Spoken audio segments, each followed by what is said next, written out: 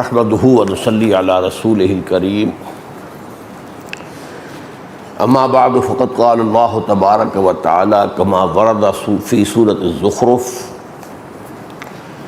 اعوذ بالله من الشیطان الرجیم بسم اللہ الرحمن الرحیم ولما ضرب ابن مریم مثلا اذا قومك منه يصدون وقالوا آلهتنا خير ام هو ما ضربوه لك الا جدلا بل هم قوم خصمون ان هو الا عبد انعمنا عليه وجعلناه مثلا لبني اسرائيل ولو نشاء لجعلنا منكم ملائكة في الارض يخلفون وانه لعلم للساعة فلا تمترن بها واتبعون هذا صراط مستقيم وقال عز وجل كما ورد في سورة آل عمران ويكلم الناس في المهد وكهلا وقال عز وجل كما ورد في سورة المائدة وتكلم الناس في المهد وكهلا صدق الله العظيم رب اشرح لي صدري ويسر لي امري واحلل عقدة من لساني يفقهوا قولي اللهم ربنا الہمنا رشدنا واعذنا من شرور انفسنا اللهم ارنا الحق حقا وارزقنا اتباعه وارنا الباطل باطلا وارزقنا اجتنابه آمین یا رب العالمین۔ آج میں نزول مسیح کے موضوع پر گفتگو کروں گا۔ یہ ان مسائل میں سے ہے کہ جن کو اٹھایا غلام احمد قادیانی نے۔ ظاہر بات ہے کہ جب اس کے قول کے مطابق حضرت مسیح آسمان پر اٹھائے ہی نہیں گئے تو اترنے کا کیا سوال ہے، نازل ہونے کا کیا سوال ہے۔ میں ذرا برصغیر تذکرہ یہ بات کہہ رہا ہوں۔ ایک زمانہ ایسا تھا، اس کا میں سبب پہلے بیان کر چکا ہوں، آج پھر بیان کروں گا، کہ ایسی باتوں کو قبول کرنے کے لیے ایک خاص فضا پیدا ہو گئی تھی۔ چنانچہ بڑے بڑے اچھے لوگ، اب مثال کے طور پر پروفیسر یوسف سلیم چشتی کا آپ نے ذکر سنا ہوگا، بڑے عالم فاضل آدمی تھے، علامہ اقبال کے شارح ان کی کتابیں ہیں، مشہور ہیں۔ وہ بھی قائل تھے اس کے، یعنی قادیانیت سے اس درجے مرعوب تھے کہ رفع مسیح اور نزول مسیح دونوں کا انکار کرتے تھے۔ وہ تو پھر ایک مرتبہ میں انہیں خاص دعوت دی۔ میرا جب درس ہوتا تھا ہفتے وار اتوار کی صبح کو مسجد شہداء میں، وہ بوڑھے کافی تھے، لمبی نشست میں بیٹھ نہیں سکتے تھے، میرا درس ہوتا تھا کم سے کم 2 گھنٹے ورنہ 2.5 گھنٹے جاتا تھا، تو ان کے لیے خاص اہتمام کیا، گدا بچھایا، تکیہ لگایا، گاؤ تکیہ لگایا، انہیں بلایا، کیونکہ مجھے ان سے انس تھا، محبت تھی۔ میرا وہ پورا جو درس ہے سورہ مریم کا تھا، اس کو سن کر بعد میں پھر مجھ سے کہا کہ عزیزم تم نے 50 سال سے دل میں جمع ہوا عقیدہ نکال دیا، اللہ کا شکر ہے، اللہ کا فضل ہے۔ لیکن میں یہ بتا رہا ہوں، اس کی مثالیں دے رہا ہوں کہ یہ اچھے اچھے لوگ متاثر ہوں گے۔ عام آدمی کے لیے تو بڑی جذباتی بات کہ ہمارے نبی تو فوت ہو کر زیر زمین دفن ہو گئے، وہ آسمان پر اٹھا لیے گئے، ہاؤ کم، کیسے ہو سکتا ہے؟ عام آدمی کے لیے یہ، پھر جو ایک سائنٹزم کا ذہن بنا تھا اس کے لیے بھی آسمان پر اٹھانا میں کیا مطلب ہے؟ جو ٹھیک ہے، توجیہ جو کی ہے وفات کے لفظ۔ بہرحال اس معاملے میں اصل میں جب ہم غور کرتے ہیں تو ایک عجیب بات نظر آتی ہے۔ حضرت مسیح علیہ السلام کا معاملہ یہ ہے کہ مجسم خرق عادت، خرق کا میں مفہوم بیان کر چکا، توڑ دینا، پھاڑ دینا، سمندر کو پھاڑ دینا۔ کشتی جو حضرت موسیٰ علیہ السلام جن کی طرف بھیجے گئے تھے، خضر، شاید ان کا نام خضر ہو، یقین سے نہیں کہہ سکتے، انہوں نے کیا کیا تھا؟ جس کشتی میں سوار ہوئے اس کا ایک تختہ توڑ دیا، خرق کہا۔ تو خرق عادت کا مطلب کیا ہے کہ جو عام قانون ہے دنیا کا، مادی قانون چلتا رہتا ہے، چلتا رہتا ہے، یہ اللہ کے بنائے ہوئے قوانین ہیں، اور روز روز نہیں ٹوٹتے یہ قانون تو جو ہے چلتا ہے، مستقل ہے، اس میں کوئی شک نہیں۔ لیکن اس کا یہ مطلب نہیں ہے کہ قانون بنانے کے بعد قانون بنانے والے کے ہاتھ جو ہے وہ بندھ گئے، اب میں کچھ کر ہی نہیں سکتا، میں تو قانون بنا چکا ہوں۔ آگ تو جلائے گی، چاہے وہ ابراہیم کو اس کو گرایا جائے اس میں، چاہے کسی اور کو گرایا جائے۔ نہیں، یہ ہمارا عقیدہ ہے کہ جو قانون کا بنانے والا ہے اس کے پاس اختیار ہے، وہ جب چاہے اس قانون، عادی قانون ہم اسے کہتے ہیں، دی یوزول لاس، جو عام طور پر اس دنیا کے اندر کار فرما ہے، laws of physical change, laws of chemical change, et cetera et cetera, یہ سائنس جنہوں نے بھی تھوڑی بہت پڑھی ہے انہیں معلوم ہے۔ لیکن خرق عادت اس سے کہتے ہیں کہ عادی قانون کاٹ کر توڑ کر اللہ اپنی خصوصی قدرت اور اپنے خصوصی مشیت کو ظاہر کر دے۔ اب یہ ہوا ہے، معجزے سارے خرق عادت ہی ہیں نا، لیکن حضرت مسیح تو مجسم معجزات تھے، یہ ان کی خاص بات ہے۔ پیدائش معجزے سے ہوئی، بغیر باپ کے۔ نمبر 2، حضرت مریم کی گود میں بھی بات کر رہے ہیں، اور میرے نزدیک تو اس سے پہلے ولادت کے وقت بات کی حضرت مریم سے۔ سورہ مریم میں جو قصہ آیا ہے کہ بہرحال حمل جیسے ہوا وہ سورہ مریم میں پہلے بیان کیا گیا ہے، اللہ کے حکم سے فرشتہ نے جو ہے وہ آیا اور اس نے خبر دی۔ اب وہ جب حاملہ ہو گئی، حمل ظاہر ہو رہا تھا، تو اب آبادی میں کیسے رہیں؟ کہیں جا کر ویرانے میں کسی جگہ چھپ گئی۔ اس کو کہا ہے کہ وہ تو اس کو جو ہے دور ایک برج کی جگہ پر چلی گئی۔ وہاں یہ ہے کہ اب درد ذہن کا مرحلہ آ گیا ولادت کا۔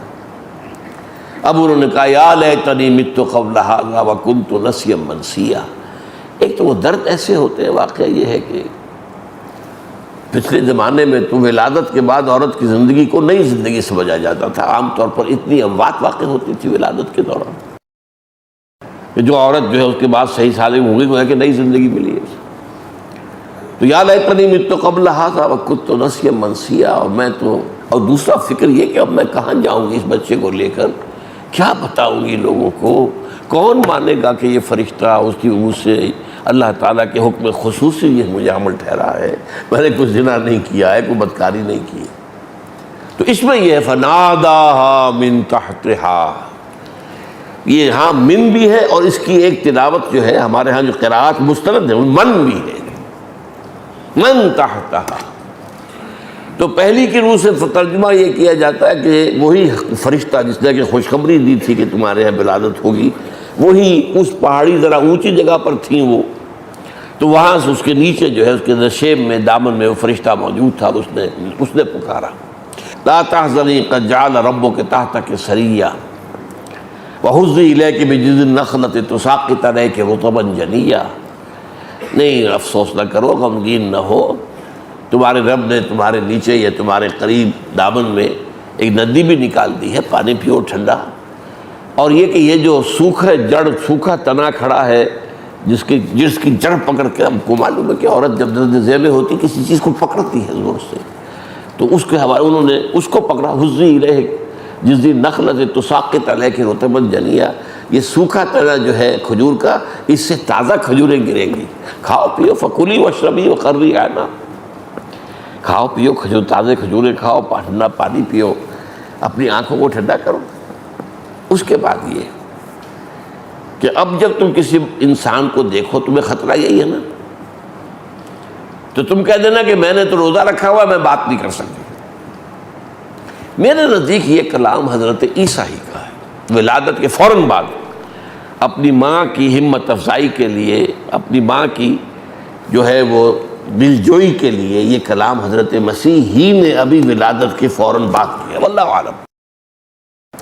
اس کے بعد اسے کہہ دیا جب آئی قوم میں آخر جاتی کہاں، پھر وہ بچے کو لے کر آئی قوم میں، فاتت بہ قومہا تحملہ، اس بچے کو اٹھائے ہوئے جب آئیں اپنی قوم میں، قالوا یا مریم لقد جئت شیئا فریا، کہا یا مریم تم تو یہ بہت ہی گندا کام کر کے لے آئی ہو، یہ کیا کیا، یہ کس کا بیٹا ہے، کس کا ولد الحرام ہے یہ، اور اے مریم نہ تو تمہارا والد کوئی بدکار آدمی تھا، نہ تمہاری ماں کوئی بدکار عورت تھی، تم تو ایک اعلیٰ گھرانے کی، ہمارے ہاں کے اعلیٰ دینی گھرانے کی فرد، کیا کیا تم نے، یا اخت ہارون ما کان ابوک امرأ سوء وما کانت امک بغیہ فاشارت الیہ.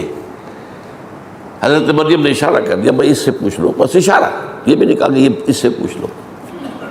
قالوا کیف نکلم من کان فی المہد صبیا، کیسے بات کریں اس سے جو بچہ ہے گود کے اندر، اس سے ہم بات کریں، یہ بتائے گا ہمیں. قال انی عبد اللہ آتانی الکتاب وجعلنی نبیا. اب وہ گود والا بچہ بول رہا ہے، میں تو اللہ کا بندہ ہوں اور مجھے اللہ نے جو ہے ایک نشانی بنایا ہے، مبارک بنایا ہے. تو یہ ساری بات جو آئی ہے وہاں پر، میں حیران ہوں کہ انجیل میں اس معجزے کا ذکر نہیں ہے. سارے معجزے بیان کیے گئے جو قرآن میں بھی انجیل میں بھی، لیکن یہ معجزہ میرے نزدیک جو سب سے زیادہ فیصلہ کن تھا. اب ظاہر بات ہے کہ اب منہ بند ہو گئے لوگوں کے، اتنا بڑا معجزہ دیکھ کر اب کیا اعتراض کرتے. تو گویا کہ حضرت مریم کو اس اعتبار سے ایک پروٹیکشن اللہ نے دے. پھر آگے چلیے تو معجزات جو انہیں دیے گئے ہیں ان کا تو میں کئی دفعہ آپ سے کہہ چکا ہوں، کوئی شمار ہی نہیں. ایک مادرزاد اندھے کو بینائی دے دینا، ایک کوہڑی کے جسم پر ہاتھ پھیرنا وہ صحیح ہو جائے.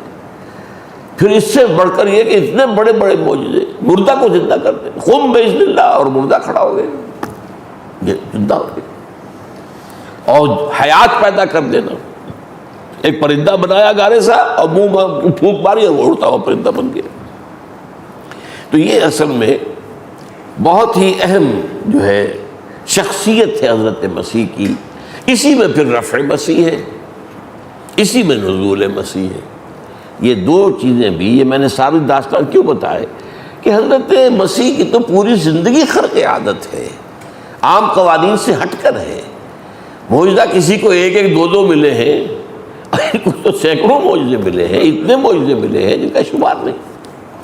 اس حوالے سے یہ چیزیں جو ہے، ایک بات تو یہ ذہن میں رکھیے، ایک شخصیت ہے خاص جس کے آس پاس کی بھی کوئی دوسری شخصیت قرآن میں اس نوعیت سے، ایک ہے رتبے میں اونچا ہونا، رتبہ حضور کا بہت بلند ہے، حضرت عیسیٰ سے بہت اونچے رتبے کے حامل ہے.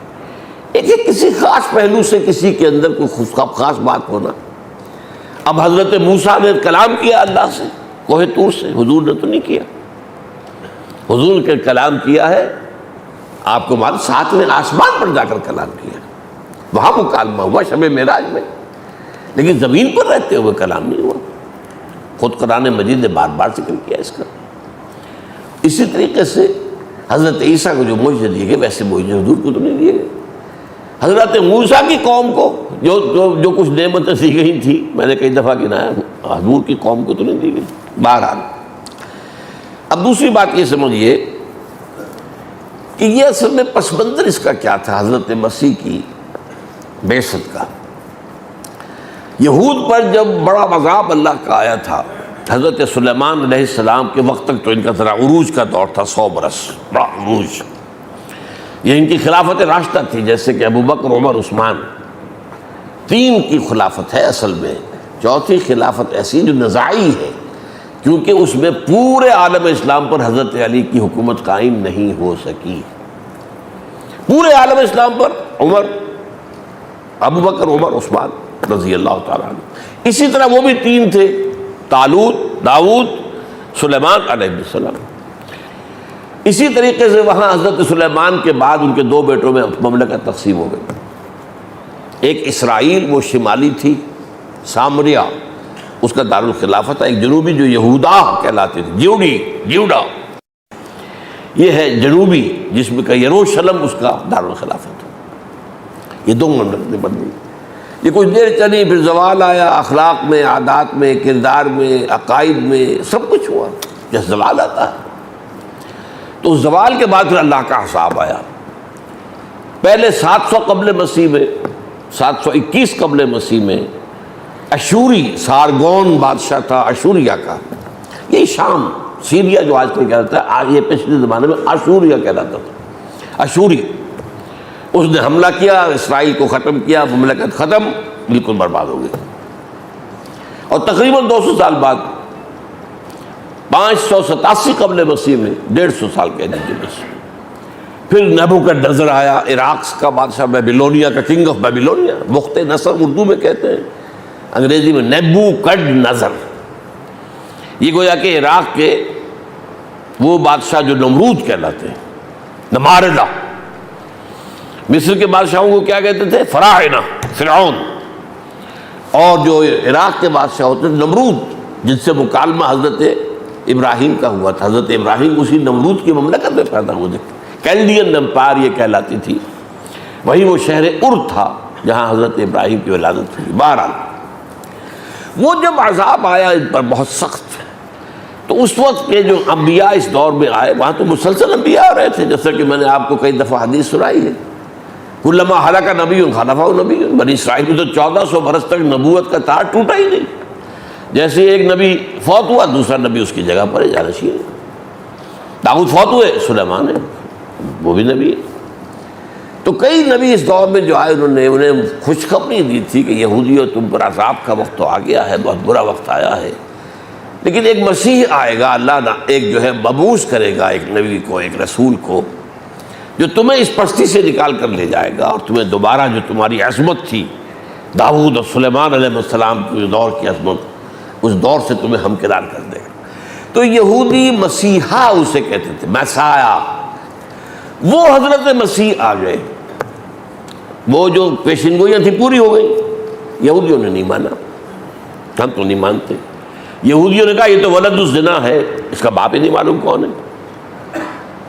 بلکہ ان کا کہنا یہ تھا کہ اس کا نکاح یا اس کا رشتہ ہو چکا تھا. یوسف نجار تھے، ایک بڑا ہی تھا کارپینٹر، لیکن ابھی رخصتی نہیں ہوئی تھی. اس سے پہلے ہی یہ آپس میں انہوں نے وہ جو ہے جنسی فعل کیا ہے، جس سے یہ نطفہ ہوا. تو یہ ولد الحرام ہے جب تک کہ رخصتی نہ ہو. اچھا، یہ عیسائیوں کا بھی عقیدہ یہی ہے کہ یوسف نجار سے اس کی نسبت ہو گئی تھی لیکن رخصت نہیں ہوئی تھی. لیکن ان کا کہنا یہ ہے کہ جیسے حضرت مریم کے سامنے ایک فرشتے نے آ کر بتایا تھا، خوشخبری دی تھی کہ تمہارے ہاں وہ اللہ کے خاص حکم سے ایک بیٹا پیدا ہوگا، ایسے اس کو بھی جا کر ایک فرشتے نے بتا دیا تھا کہ تم اس کو اب یہ نہ کرنا ہے، اس کے اوپر تہمت اگر لگ گئی ہے تو حاملہ ہو گئی ہے رخصتی سے پہلے ہی، تو اسے تو وہ کر دیتے سنسار. وہاں تو بڑی سختی کے ساتھ سنساری کا قانون نافذ تھا، سٹوننگ ٹو ڈیتھ، راجم. وہ خواب کے اندر بھی وہ ڈرتا ہے کہ یہ وقت وہ دیکھ رہا کہ میں مریم کو میں پتھر ماروں گا. اسے مریم سے محبت بھی تھی، شادی ان کی ہو چکی تھی، وہ رخصتی نہیں ہوئی تھی. لیکن پھر فرشتے نے اسے کہا کہ نہیں، اس کے پیٹ میں جو ہے وہ کسی انسان کا نطفہ نہیں ہے، وہ اللہ تعالیٰ کا خاص حکم ہے، کلمۃ منہ، اللہ کا ایک خاص کلمہ ہے. تو چنانچہ ان کی شادی ہو گئی، پھر باقاعدہ رخصتی ہو گئی. تو یہ ہے، یہ تفصیل جو ہے یہ میں نے آپ کو بتا دی.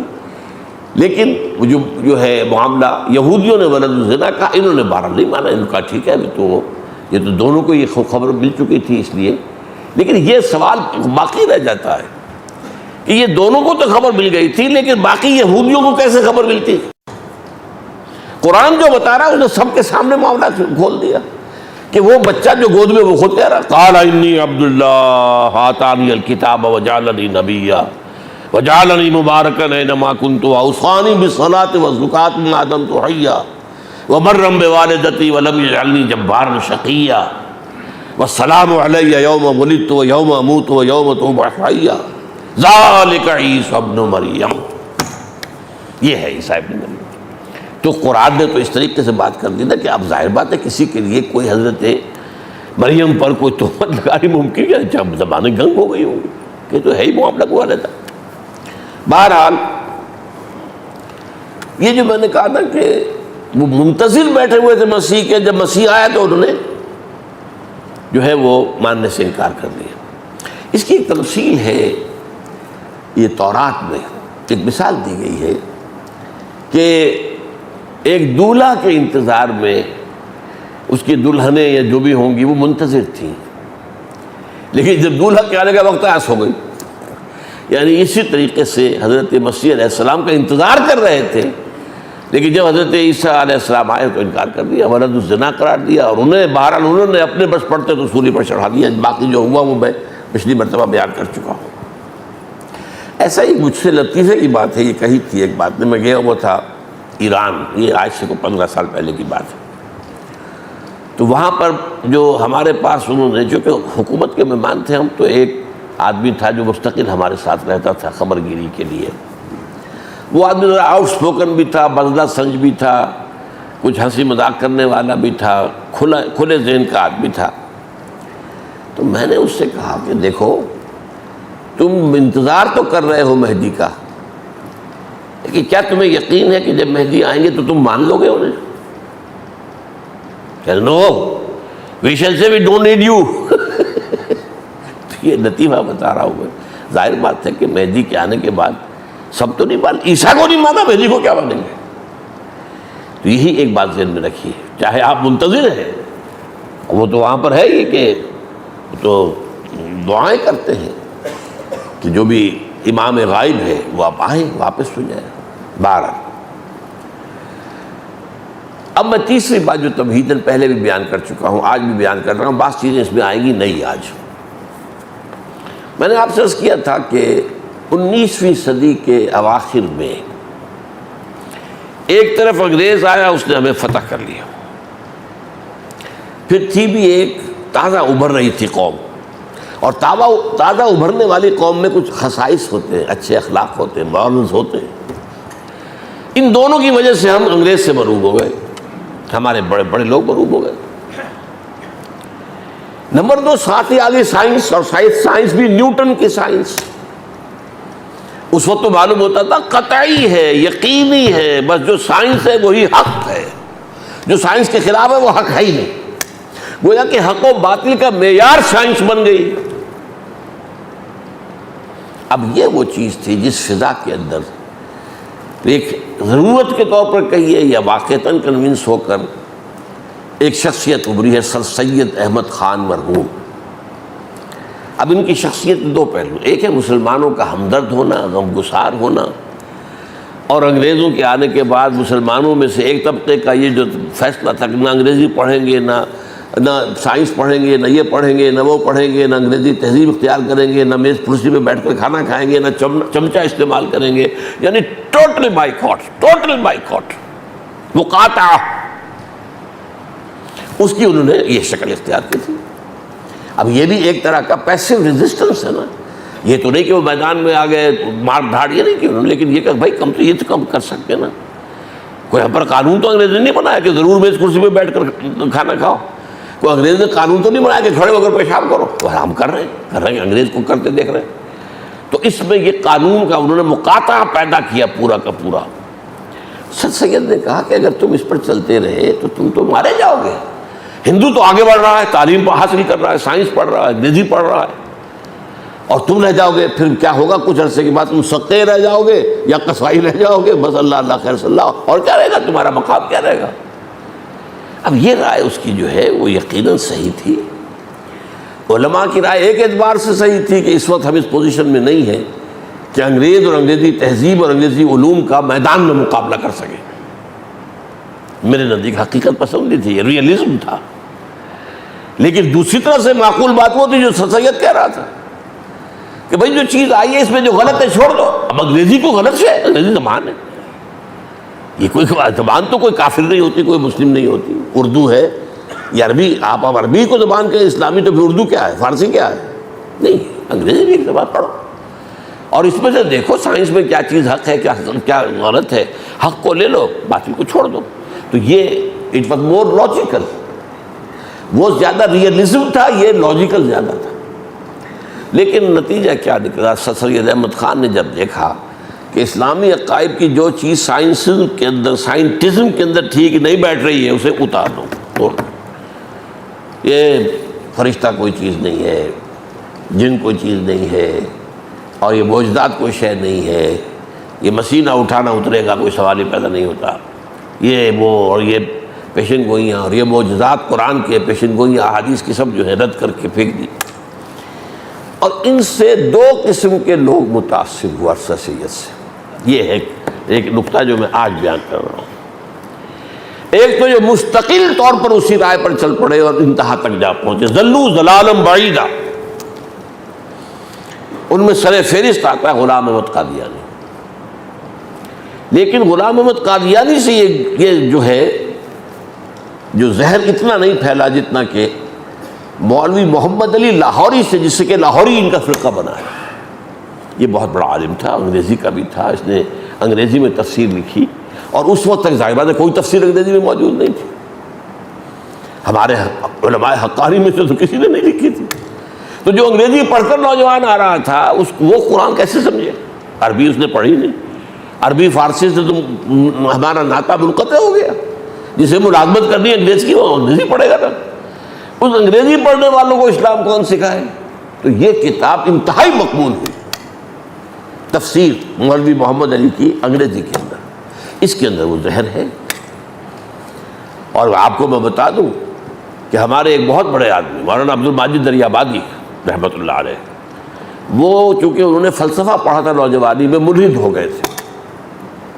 منکر، کوئی خدا ہوتا نہیں، ملحد. وہ یہ کہتے ہیں کہ مجھے الحاد سے مذہب کی طرف لانے والی چیز کون سی ہے؟ گیتا، ہندوؤں کی کتاب گیتا، مقدس گیتا ان کی. جو تو مجھے ملحد سے نکال کر اور مذہبی بنا دیا، یعنی روحانیت کا کوئی کام کا قائل ہو گیا. اور پھر اس مذہبیت سے اسلام تک لانے والا وہ مولوی محمد علی لاہوری ہے، جس کی یہ تفسیر میں نے پڑھی تو پھر میں اسلام پر. تو ایک تو یہ لوگ، لیکن یہ کہ ان کے اندر یہ زہر مستقل ہو. پھر یہ کہ اس کے بعد علامہ مشتقی اسی نوعیت کی شخصیت، میں بتا چکا ہوں کسی مرتبہ، مولوی کا غلط مذہب نمبر 1، مولوی کا غلط مذہب نمبر 2، مولوی کا غلط نمبر 3. سارے مولویوں کے لیے سارے عقائد یہ وہ سب غلط. پھر جملہ منکرین سنت کا طائفہ جو آیا ہے، منکرین سنت، ان میں سب سے زیادہ جس شخص نے زہر گھولا ہے، کون سیاہی گھول رہا ہے وقت کے بہتے دریا میں، وہ غلام احمد پرویز. اچھا لکھنے والا، اچھا بولنے والا، لیکن اس نے جس طریقے سے حدیث سے رشتہ کاٹا ہے امت مسلمہ کا. روشن خیال اینکرز ہیں، روشن خیال جو ہے وہ جو بھی دانشور ہیں، خاص طور پر مشرف نے جس طرح اس روشن خیالی کو پروان چڑھایا ہے، دودھ پلا کر پیسے دیے بے تحاشا، ان لوگوں کو بے تحاشا مدد کی ہے. کیونکہ امریکہ کا حکم تھا کہ تم اپنی تہذیب کی جڑیں کھود کر ہماری تہذیب کو نافذ کر دو. یہاں پر 33% عورتوں کی سیٹیں جو ہے فکس کروا دیں. ذرا سوچئے، پوری دنیا میں کہیں نہیں. ہم تو گویا کہ مغربیوں کے باپ بن گئے، دادا بن گئے. بھئی امریکہ میں ہے کوئی سیٹیں عورتوں کی مستقل؟ بھارت میں ہے کوئی؟ پوری دنیا میں مانا جاتا ہے امریکہ سب سے بڑا جمہوریت کا نمبردار، اور نمبر ایک اور دوسرے اعتبار سے سب سے بڑا بھارت ہے. کہ امریکہ کے اندر تو ظاہر بات ہے کہ تعلیم عام ہے، سب پڑھے لکھے لوگ ہیں، اور یہ کہتے ہیں کہ یہ جمہوریت صرف اس نظام میں چل سکتی ہے کہ جہاں پر لٹریسی پرسنٹیج ہائی ہو. بھارت کی تو لٹریسی پرسنٹیج ہم سے کچھ ہی بہتر ہے، اللہ خیر صلی اللہ. وہاں جمہوریت چل رہی ہے، معجزہ ہے، لیکن کیا وہاں پر کچھ سیٹیں مقرر ہیں؟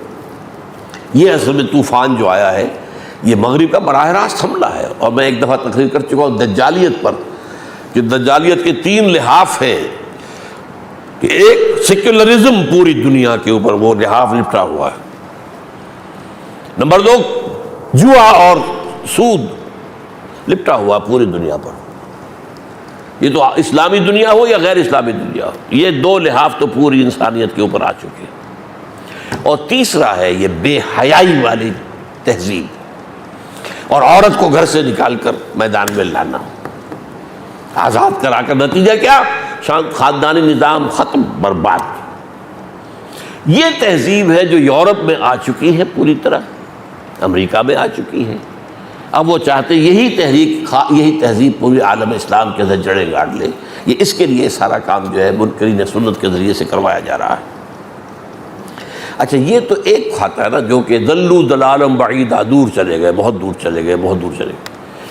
ایک اور لوگ بھی ہیں ہمارے ہاں جو جزوی یا وقتی طور پر متاثر ہوئے سر سید کی فکر سے.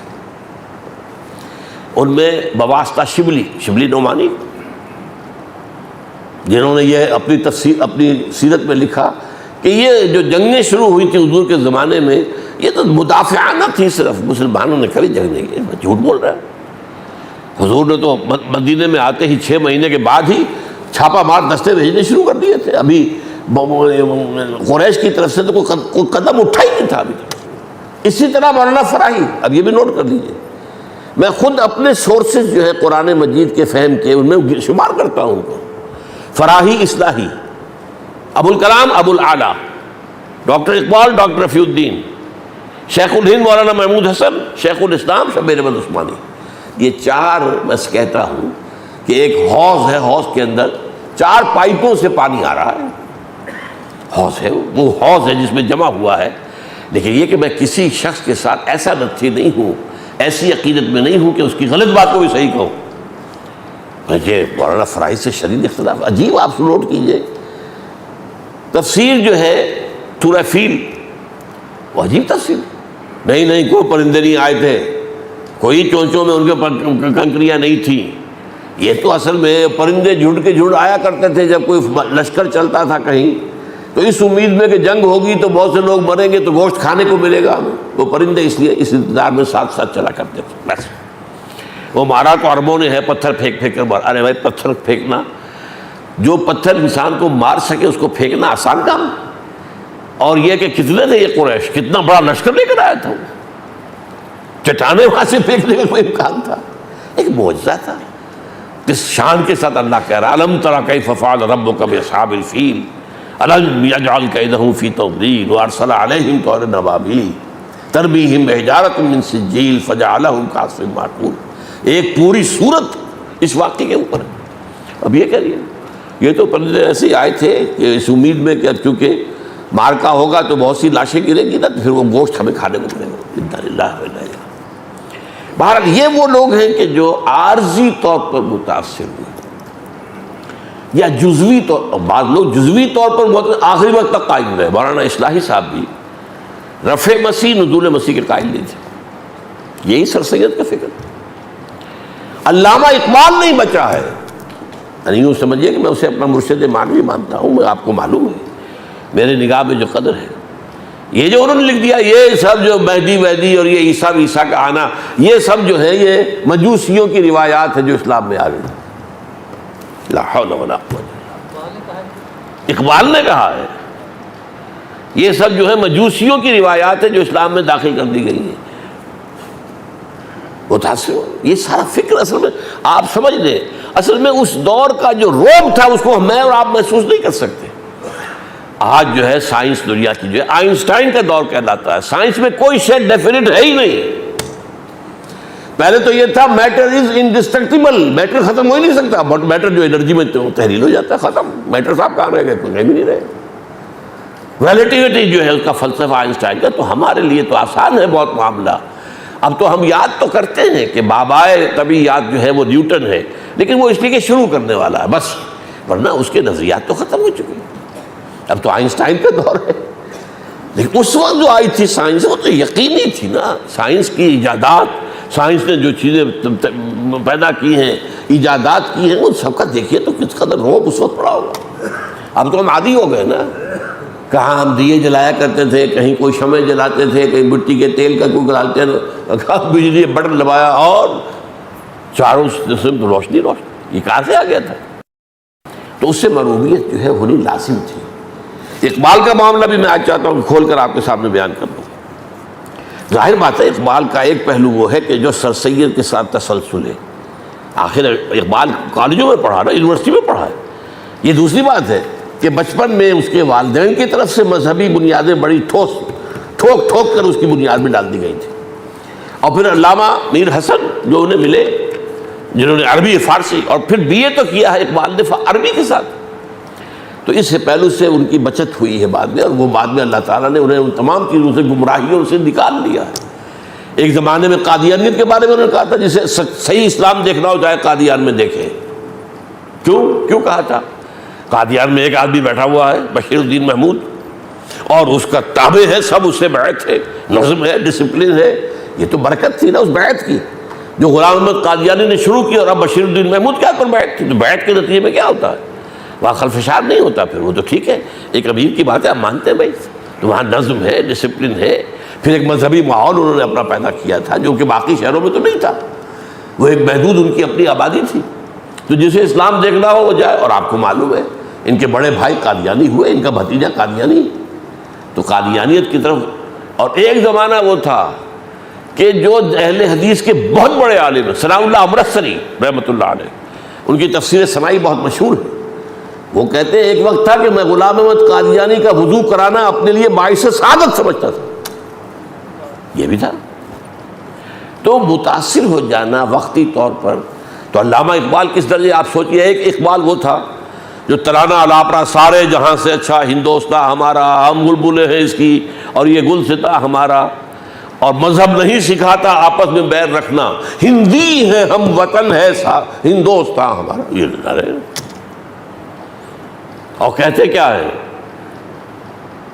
سچ کہہ دوں اے برہمن گر تو برا نہ مانے، تیرے صنم کدے کے بت ہو گئے پرانے، اپنوں سے بیر رکھنا تو نے بتوں سے سیکھا، واعظ کو بھی سکھایا جنگ و جدل خدا نے، اور پتھر کی مورتوں میں سمجھا ہے تو خدا ہے، خاک وطن کا مجھ کو ہر ذرہ دیتا ہے، وطنیت کی یہ انتہا۔ وہی اقبال ہے جو پھر کہتا نہیں مسلمان علیحدہ قوم ہے، یہ ایک وطن میں نہیں ہے، وطن تو اسلام کے لیے گویا کہ مقبرہ ہے، یا وطن تو اس دور کا جو سب سے بڑا معبود ہے، اس دور میں میں اور ہے جام اور ہے جم اور، ساقی نے بنا کی روش لطف و ستم اور مسلم نے بھی تعمیر کیا اپنا حرم، اور تہذیب کے آذر نے ترشوائے صنم، اور ان تازہ خداؤں میں بڑا سب سے وطن ہے، جو پیرہن اس کا ہے وہ مذہب کا کفن ہے، یہ وہی اقبال کہہ رہا ہے۔ بہرحال تو میں نے آپ کو بتا دیا کہ یہ پس منظر تھا جس میں کہ یہ رفع مسیح اور نزول مسیح کا عقیدہ جو ہے وہ پھیل گیا ہے۔ نص قرآنی کیا ہے حضرت مسیح کے نزول پر؟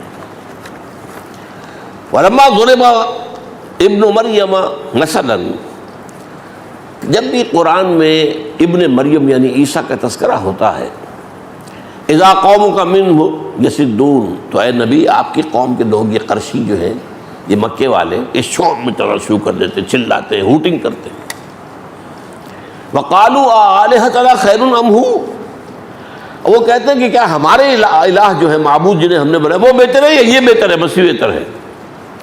مسیح تو چلو بن باپ کے پیدا ہوا تھا، تو ایک عورت کے بطن سے، ٹھیک، ہم جنہیں مانتے ہیں تو فرشتے ہیں، وہ تو کہتے ہیں نہ باپ نہ ماں، وہ تو براہ راست اللہ کے حکم سے پیدا ہوئے اور نور سے پیدا ہوئے، سراپا نور۔ یہ چنانچہ یہ روایت موجود ہے ہمارے مسلم شریف میں حضرت عائشہ سے، خلق اللہ الملائکۃ من النور، نور سے پیدا کیے، جن نار سے پیدا کیے، انسان مٹی سے پیدا کیے، یہ 3 درجے ہیں، یہ میرا ایک علیحدہ موضوع ہے۔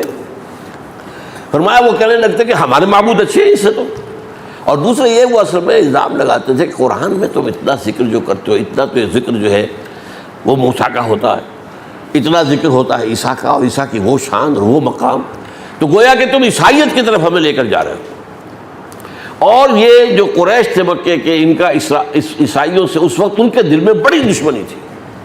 ابرہہ جو آیا تھا ڈھانے کے لیے بیت اللہ کو، وہ کون تھا؟ عیسائی تھا۔ اس نے جو ہے صنعاء کے اندر ایک جو ہے بنایا تھا بہت بڑا گرجا، وہ چاہتا تھا کہ عرب کے لوگ یہاں آیا کریں، یہ حج کریں، یہ گرجا کا حج کریں۔ وہ ایک عرب گیا وہاں پر، غصے میں جا کر وہاں پر غلاظت کر کے آ گیا، اور ان کے لیے تو سمجھیے کہ ایک قیامت آ گئی گرجا کے اندر۔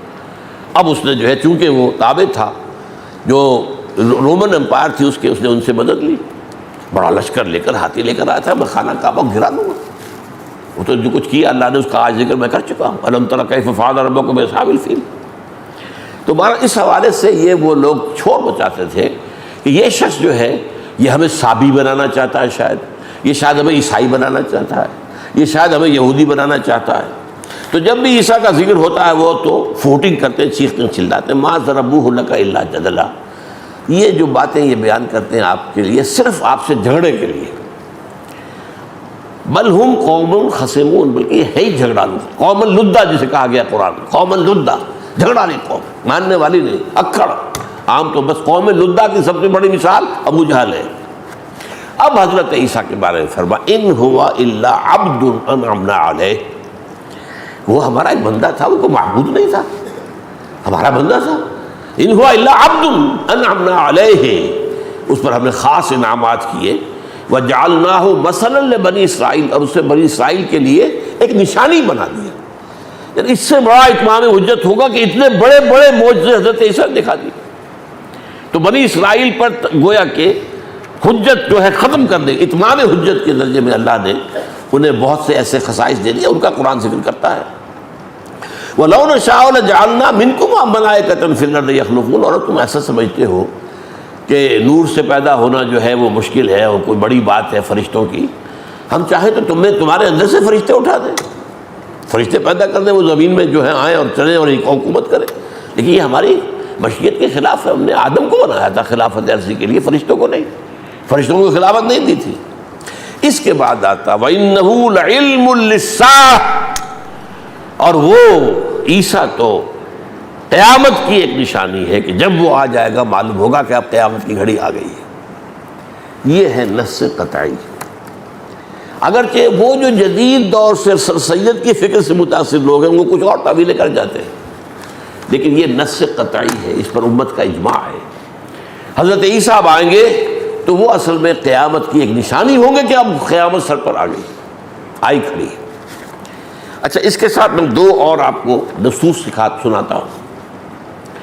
سورہ آل عمران میں ہے، جب بشارت دی گئی حضرت اس مریم کو کہ تمہارے ہاں ایک بیٹا تولد ہوگا، اس کی شان بیان کی، وہ ایسا ہوگا ایسا ہوگا، اسے اللہ کتاب اور جو ہے حکمت کی تعلیم دے گا، تورات اور انجیل عطا کرے گا۔ وہیں پر ایک لفظ یہ بھی ہے وَيُكَلِّمُ النَّاسَ فِي الْمَهْدِ وَكَهْلًا، اور وہ لوگوں سے بات کرے گا گود میں بھی، پنگھوڑے میں بھی، اور بڑا ہو کر بھی۔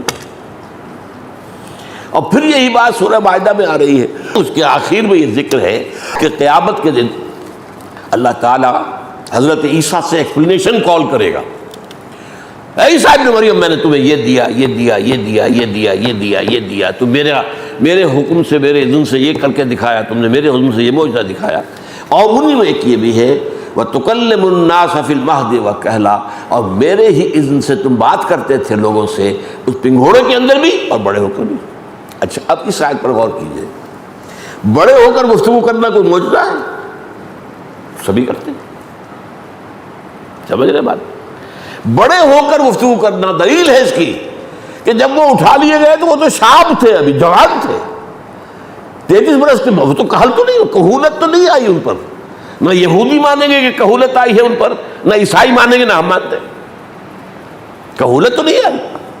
30 برس کی عمر میں ان کی نبوت جو ہے اس تبلیغ کا آغاز کیا انہوں نے، اور 3 برس صرف 33 برس کی عمر میں اللہ نے انہیں اٹھا لیا، یا یہودیوں کے بقول ان کو انہوں نے قتل کر دیا، صلیب چڑھا دیا، یا عیسائیوں کے قول چڑھائے تو گئے لیکن وہاں فوت بھی ہو گئے، بعد میں اللہ نے انہیں زندہ کیا پھر اٹھا لیا۔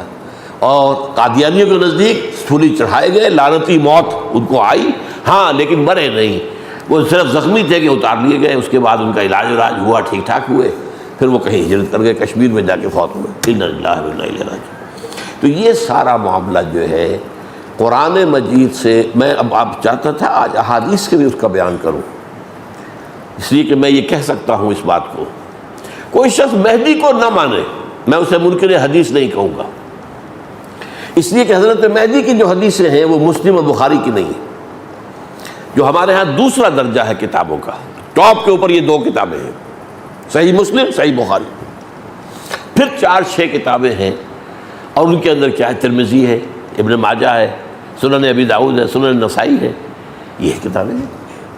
تو یہ ان درجے سیکنڈ جو لسٹ ہے ان میں تذکرہ ہے، اور بہت سی حدیثیں بڑی تفصیل سے، لیکن یہ کہ چونکہ ذکر نہ ہے مہدی کا، ذکر نہ قرآن میں ہے اور نہ احادیث میں سے مسلم اور صحیح بخاری کی حدیثوں میں، دوسرے درجے کی حدیثوں میں سے چلیے کوئی شخص نہیں مانتا، اب ظاہر بات ہے اس میں ٹیکنیکل نکال دیا جائے گا، اس میں یہ نقص ہے، اس میں فلاں راوی تھا، اس میں یہ تھا، وہ تو اللہ اللہ کر سنا۔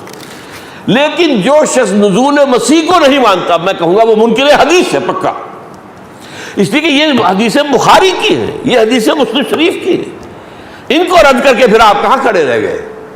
دین کہاں رہا؟ دین تو ختم ہو جائے گا اگر ان کتابوں کا معاملہ ہو۔ دین تو بنتا ہی سنت رسول سے ہے، اور تو کوئی نظام بنتا ہی نہیں، صرف قرآن کی بنیاد پر تو کوئی نظام بنتا ہی نہیں۔ میں نے 12 آپ سے کہا اور نظام کیا بنے گا؟ نظام نماز نہیں بنتا، کون بتائے گا 5 نمازیں اور 5 اس کے اوقات کہ کب سے کب تک، کب سے کب تک، کب سے کب، کون بتائے گا؟ کون بتائے گا کہ 2 رکعتیں ہیں فجر کے اندر فرض، اور 4 ہیں ظہر میں، 4 ہیں عصر میں، اور 3 ہیں مغرب، کون بتائے گا؟ اختلاف کریں گے لوگ، 2 آدمی بھی نماز پر متفق نہیں ہو سکتے، ہر ایک کی اپنی تعویل ہو جائے گی. دیکھو قرآن سے ثابت ہے 2 وقت ہے، قبل طلوع الشمس و قبل غروبها، بس سورج کے طلوع ہونے سے پہلے اور سورج کے غروب سے پہلے بس 2 نمازیں، کبھی 2 نمازیں کبھی 3 نمازیں، یہ ہوا ہے. ٹھیک ہے.